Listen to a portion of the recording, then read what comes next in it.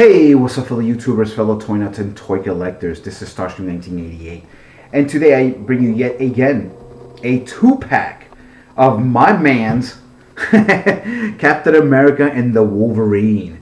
This is obviously one of my, if not my number one, number two favorite Marvel characters of all time. Yes, they're super popular. Yes, they're everywhere, and I'm sure a lot of people say that, but I've been collecting these two guys for the past 28 years of my life, and yeah, I know anything and everything about these guys. I know there's other people out there that are experts too, so I'm not gonna say I'm a super expert, but I definitely know my history. I've read a lot of it out there. But yeah, these two guys are great. For the past 28 years, they've definitely consumed most of my life in terms of collecting. Is what I've gotten the most out of these guys. I'm at what, 16, 17 Wolverine statues and like 22 Captain Americas. So I got to get a few more Wolverines so I can catch up to my Captain America collection.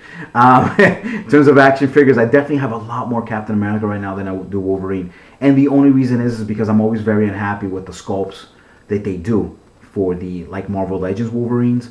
I just think they're always too tall, and that's again because of Hugh Jackman. He's done a great job. I love Hugh Jackman. I think his Wolverine will by far be the greatest Wolverine of all time, even if he ever gets replaced, which is bound to happen eventually. But anyway, enough of that. The issue that you see in back of you is the Captain America Annual number 8. It's a great story. You'll only have to be able to take my word for it. I actually have two mint copies of the original release issues of these two. I wish I could take them out, but I have like 15 boxes of comics, and if I have to go through them just to show you a quick review, it just will make no sense. But yeah, it's a real cool story, and the cover's just amazing. So I'll show it to you just in case if you've never seen it once I open this. Now I picked up two of these. There's one that's in super mint shape that I had picked up prior to this here, but it was in such beautiful shape. As a matter of fact, I even took it out of the actual package when I used to work at the comic book store over in Comically Speaking, that it kind of, I put it in another piece of plastic, so it's not worth a lot of money. It's just nostalgic for me. It's just great because, I do own the original issue. So I don't have that to show you, but again, I'll just crack this one open. This one's not in great shape. But yeah, so there you go. So that's the front. There's the back there. The back makes Captain America look a lot shinier, and so does Wolverine. So I'm assuming it's like a rendering instead of the actual figures. I don't know. But yeah, they definitely look a lot shinier than they do here. Now, this is by far my favorite Wolverine of all time in terms of costume-wise. This is what I grew up with, and this is, it's the one that I love the most. Yeah, that Captain America is kind of bright. So, but yeah, let's kind of crack this open, and I really should have had my knife, and I don't. So I'll have to do this the hard way. There we go. Oh, that's a little bit easier to crack open, though. So there's the comic, which is really cool. Cover by Mike Zeck. He's actually the same guy that did the 5-issue limited run of of The Punisher, which is a great run. If you've never read it, you should really check it out. And then, he obviously, throughout the years, he did a lot of different issues and whatever not. But then, he had this Wolverine guest appearance here. And this is actually it's a great issue because it's the first time that they had not seen each other, and I guess in years. Obviously, look at the art. It's really old school. Very old school. So, I know this is an action figure review, but I just figured I'd show you some of this original artwork, which is great. Now, I don't think this is Mike Zeck, actually. He only did the cover. This is actually... Oh, no, it is, yeah. Mike Zeck, penciler. The inker is John Beatty. I think John's inks are not very complimentary to Mike Zeck's drawings. So that's why it kind of looks different from the cover, I think. So, I think Mike Zeck did the whole cover by himself. Maybe not. Let's see. What are those initials? John Beatty? Oh, I guess John just did a better job with the cover. In my opinion, of course. But yeah, there's Captain America there. Mike Zeck's character is always very big and just muscle-bound. So, very cool. I skipped the whole them meeting each other action, I believe. Oh, there they are too, together. Oh, that's when they're fighting. Look at that. It's awesome. The original run on this came out. Let's see, does this actually have the year? No, see, this is the reprinted version, so they tell you it's October 2010. I want to say it was definitely in the 80s. Definitely in the 80s. So anyway, so that's that. Take out the figure here. I really should have pulled out my Captain America so I can show you a comparison, but I think you've seen enough Captain Americas. So, there we go. And what's unique about this one is just like the comic, they took the time to, on the shield, have Wolverine slashing at it. And that's where you see that fire. Because, you know, it's adamantium versus vibranium. So the strongest metal on Earth versus the strongest defensive / offensive weapon on Earth. Vibranium, as you know, can take impact, so that's why supposedly created this fire slash, because they can't really, they neutralize each other really at the end of the day. Some people will argue and say that Captain America's shield is, vibranium is actually more powerful than adamantium. And there's people that will try to counter that. As much as I love my Wolverine, I believe that vibranium is the stronger of the two, though, just because of the fact that it can take impacts. But yeah, that's really cool. So that's the slash there. They really should have made it a little bit broader, I thought. But that's cool, though. It's a little scratch there. My other one is mint. I like the back of his car. You can kind of see the chainmail. They painted it a little bit different, so you can tell that it is chainmail. That's pretty cool. Then the front's a little too shiny, I think. His belt rack and his canteen, that looks really cool there. So yeah, there's Captain America there. I just kind of bring the camera down a little bit. And like my Iron Mans, one thing that I can't stand about Marvel Universe figures is that Captain America, just like Silver Surfer and Spider-Man, they're lanky. So they don't hold up too well. Now Captain America figures tend to hold a little bit better than the Iron Mans.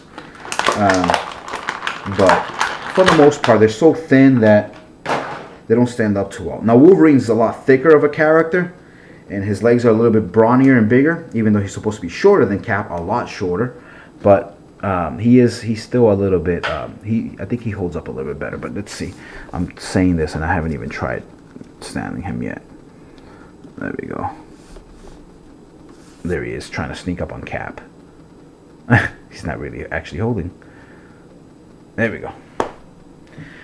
A little too tall. Again, I mean, it's tough. I mean, when you're one of these Hasbro executives or designers or whatever, I mean, I'm sure you would love to have 6 foot tall versions of a 375-inch action figure. Then you would say, well, Wolverine's really 5'3", so he would have to be maybe that much shorter. But again, it's for the kids at the end of the day, and collectors always, you know, they have to either love it or hate it. So he's a little too tall. But at the end of the day, I mean, the people that nowadays know Wolverine are the Hugh Jackman fans. So Hugh Jackman is actually a tall man himself. He's like 6'something", 6'2", 6'3". So, you know, we've grown to love Wolverine as a tall guy, even though originally he is not. His neck is really long there, as you can see. Probably a little too long for my taste, but that's okay. I think another centimeter too shorter would have been a little bit nicer. That's a really long neck, actually. But it's a great figure, though. I love the color, and that's, again, my favorite costume version of Wolverine. His legs, he has a full split there. His claws are really nice and straight, and that's the reason that my other pack that I had put away, I was such a pain in the ass about it, because I kept finding packs with the blades bent, but this one's nice and straight, just like this version here. And even when I was grabbing this pack that I just opened, some of the other ones packaged, you know, the blades. There was one that had the blade like this, and I was like, ah! And then, you know, as you know, they're tough to put back together. So, but yeah, this came out pretty good, though. And the color is really nice on the suit. There's a little bit of bleeding there. I don't know what color that is. It's kind of like a reddish there. But yeah, so again, on the articulation, no thigh swivel, but he does have double jointed knees. His legs, his toes go up and down really well. 360 on his foot there. He doesn't have waist articulation, but his chest obviously moves up and down. It's pretty good movement right there too, like if he's doing his jump attack. It's kind of weird looking with that space, but his arms 360 up and down, his elbows single joint, and his claws, his hand moves 360. And in terms of his head, you get a 360 out of it too. And like I showed you, there's a little bit of pointing head movement up, and obviously he's really looking down. I don't know why so much, but that's how they made him. So that's why his neck looks really long, whoever sculpted him. So that's that. Then obviously Captain America here, his waist actually does do 360. His chest moves up and down on the arms. elbow single jointed. His, not his hands, but his whole forearm does the 360 instead. Same with this one. His head does 360. He doesn't really look up all that well because he'll come out of the ball peg there, as you can see. So that's pretty much it there. His wings, his little feathered wings up here, they're really tiny.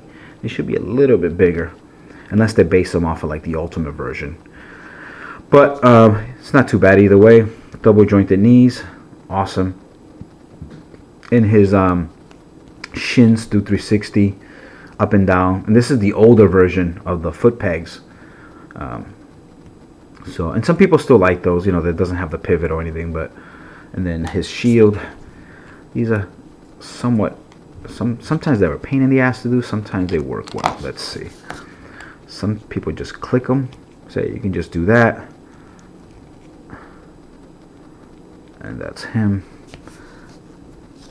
there. And I'm horrible at doing poses, but let's see, will he hold? I'll figure it out someday. I might have to get some action figure display stands or something, and some stands that you can kind of have these guys in the air like attacking each other and Wolverine kind of slashing down. But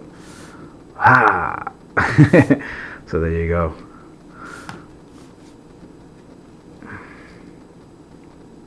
He just won't hold too straight. Pretty cool, man. I like these figures a lot. They definitely bring back a lot of memories, man. So, and as for those of you that don't know, I don't collect comics like I used to. You know, people still consider me a veteran because I know a lot, but and I try to keep up with whatever the new storylines are, but I don't buy comics like I used to. So in my collection, definitely dwindled because I sold a lot of it to get transferred. Sorry about that cut there. Battery died again.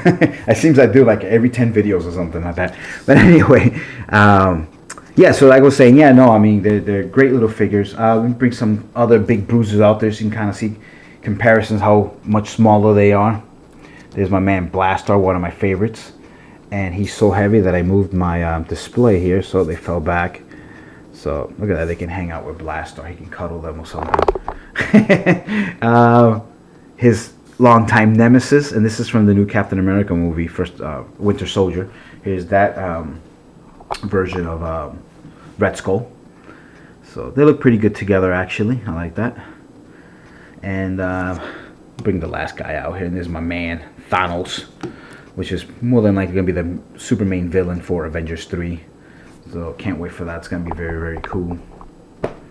Very cool. So yeah, guys, as always, thank you so much for watching my videos. The support that you guys have given me throughout the years has been great. Yeah, please rate, subscribe, thumbs up, all that good stuff. You guys take care. See you later. Peace.